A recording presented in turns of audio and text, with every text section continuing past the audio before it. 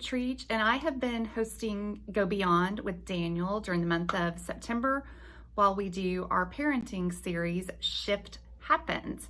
So today, I just want to share with you a couple of videos I've done with Reverend Bill Malden. We're doing parenting points every Tuesday at 11 a.m. So here are a few clips of the parenting points we've offered this month during September. We are taking John Wesley's 3 simple rules and applying it to parenting. So do no harm, do good, stay in love with God. How do these three things apply to parenting in the modern world?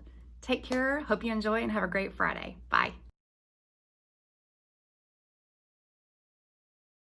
You are tuning into Parenting Points with Julie and Bill. I'm Julie Hawkins, Director of Children and Family Ministry. And I'm Reverend Bill Malden, and I'm one of the associate pastors working with youth and families. And he's standing back there, germs away from me, and my germs away from him. So we are glad you're here today. We're starting a new parenting series tomorrow night called 3 Simple Rules Parenting. You want to talk a little bit about that?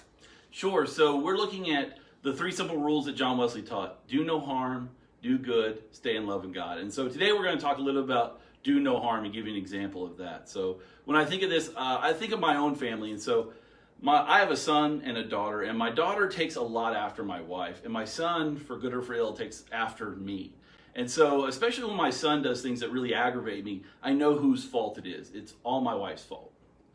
No, it's all my fault. And so he does things, and I'm like, oh, that's me.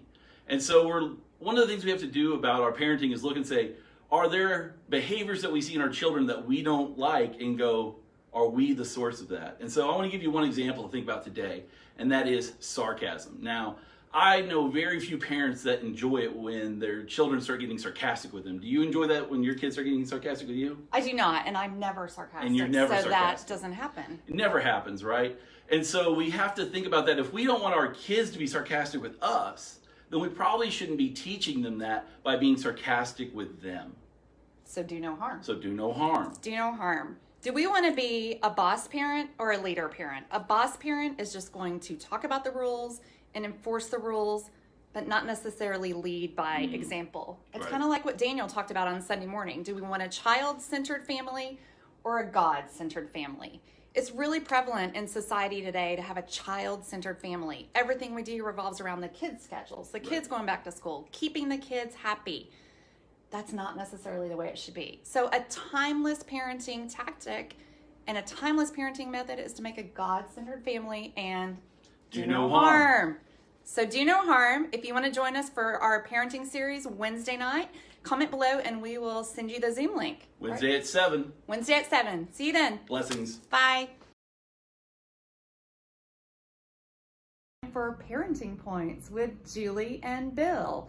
So last week we talked about John Wesley's do no harm, and we're going to apply this to parenting. So his 3 simple rules are do no harm, do good, stay in love with God. Yes. So this week we are on do good. How can we do good in our lives and do good in parenting? It's really kind of a way to rethink parenting and be more proactive instead of reactive.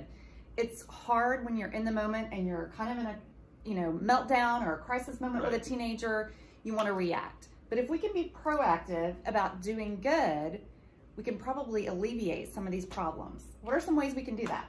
So Pastor Daniel talked about this in our worship series that we're doing, Shift Happens. It's a series that we're doing on parenting, and he shared 3 proactive ways that we can do good with our children. And it's touch, talk, and time. So touch, it's still good to, even as they get older, reach out, give a hug.